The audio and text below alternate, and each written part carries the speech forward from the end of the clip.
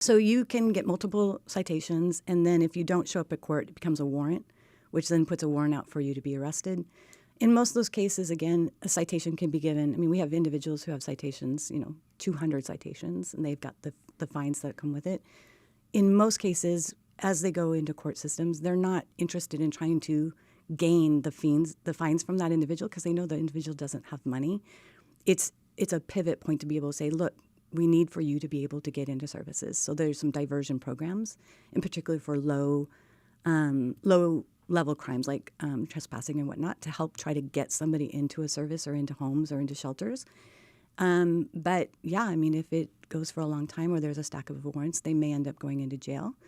The other side of it is that if we can get them into service and they get a case manager and they're assigned to a program, then they can go to homeless court and have all of that removed from their record.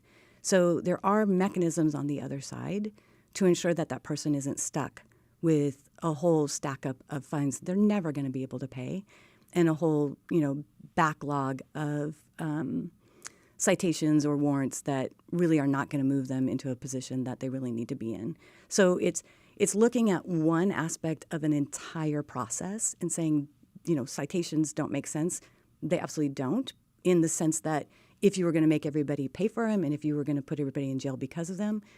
But it's a diversion point that after getting the citation that they may have different options, and that's really where the focus and work really begins. So, for example, that's where maybe it's a veteran.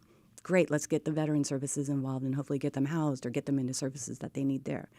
If it's a mental health issue, great, hopefully mental health services can get involved. If it's a housing issue, maybe at that point that person will decide that they will accept housing. Because I think some of the things that people forget is that the individual has agency.